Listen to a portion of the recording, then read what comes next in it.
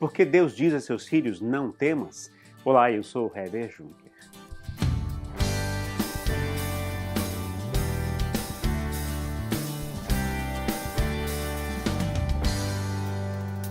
Paulo, depois de passar grandes lutas e perseguições em Tessalônica e Bereia, cidade da Macedônia, parte para Corinto, uma importante cidade grega, um centro comercial muito grande daquela época, além de ser uma das cidades mais depravadas moralmente.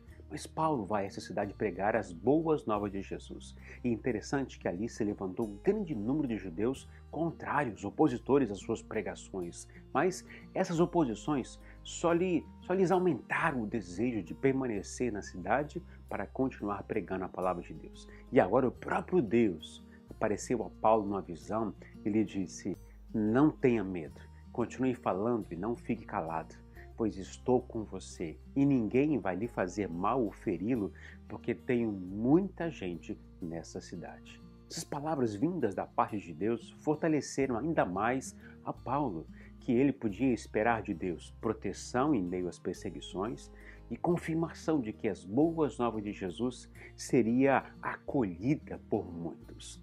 E as palavras ditas por Deus nessa visão revelam pelo menos 3 grandes verdades para os filhos de Deus e que servem para nossa edificação e fortalecimento. Primeiro, não temas, continue a falar. Deus disse o seguinte a Paulo: não tenha medo, continue falando e não fique calado. Lemos muitas vezes na Bíblia a frase não tenha medo ou não temas. Deus disse muitas vezes e ainda continua dizendo isso a seus filhos. A verdade é que Deus sabe, e nós também, que a perseguição, as lutas, as provações, as dificuldades da vida produzem medo em nós. Paulo, há pouco tempo, foi apedrejado em Listra e açoitado em Filipos, e essas experiências poderiam fazê-lo recuar diante das novas perseguições. Mas Deus intervém e lhe fala numa visão: não tenha medo. Quando ficamos com medo, receio e preocupação, geramos mais um problema dentro de nós. E Paulo diz na sua segunda carta aos Coríntios: pois quando chegamos à Macedônia, não tivemos nenhum descanso, mas somos atribulados de toda forma, conflitos externos e temores internos. Interessante o que ele disse: conflitos externos e temores internos. Como que dizendo, o externo gerou nele medo internamente. E é exatamente isso que acontece conosco normalmente diante de uma luta, de um problema, de uma perseguição. E isso me faz lembrar o que Jesus disse, o que ele ensinou lá atrás. Ele diz o seguinte: deixo-lhes a paz, a minha paz lhes dou. Não a dou como o mundo a dá. Não se perturbem os seus corações, nem tenham medo. Dar a paz é algo que Jesus promete e faz. Mas não se perturbem os seus corações, nem tenham medo, é nossa responsabilidade. A paz de Deus não está atrelada a nossas ações, mas a uma atitude interior. Podemos dizer então que Deus só dá a paz se eu me posiciono corretamente em meu interior. A intervenção de Deus só vem depois de fazermos nossa parte e esperar nele. Porque para Deus é tão importante que não tenhamos medo. Porque a fé começa com uma atitude interior. A fé nunca começa resolvendo os problemas, as circunstâncias, mas anulando o seu poder dentro de nós. A fé não é uma varinha mágica que, quando batida no problema, ele desaparece instantaneamente. Ela primeiro nos leva a um lugar onde aquele problema ou circunstância não nos incomoda ou nos afetam mais. E aí sim o milagre acontece.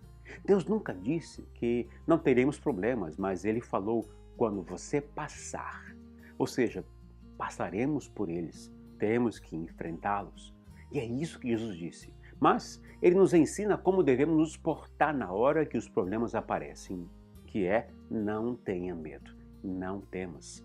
Quando aprendemos a vencer o medo, a confiarmos em Deus e em suas promessas, veremos o poder de Deus se manifestar nessas horas mais difíceis de nossas vidas. E Deus não disse apenas não tenha medo, ele disse continue falando e não fique calado. Ele falou isso a Paulo.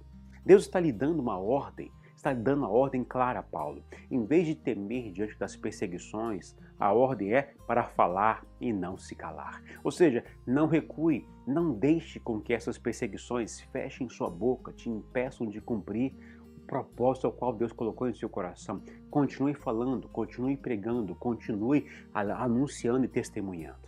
Então vem a segunda verdade, que é uma promessa do Senhor. Verso 10 diz: pois estou com você e ninguém vai lhe fazer mal ou feri-lo. Deus está dizendo que estará com ele. Que promessa maravilhosa e dita na hora certa, não? Deus sabe todas as coisas. Mesmo que Paulo soubesse que Jesus prometeu estar sempre conosco, é muito bom ouvir de Deus essa verdade. A presença de Deus é escudo e proteção, por isso não precisamos temer. E Deus lhe garantiu que ninguém iria lhe fazer mal ou feri-lo. Deus sabe que foi terrível para ele o apedrejamento e o açoite. E o contexto daquele momento era que os judeus tentaram aproveitar a chegada do novo governador para atacar Paulo. Mas essa tentativa não vingou.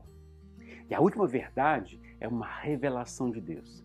A parte final do verso 10 diz: porque tenho muita gente nessa cidade. Deus está dizendo que naquela cidade havia muitos pecadores que precisavam ser salvos e regenerados, pois eles também são um povo escolhido para ser seu povo. Jesus também comprou suas vidas por seu sangue derramado naquela cruz. Deus escolheu Paulo para ser seu instrumento de salvação àquelas pessoas de Corinto.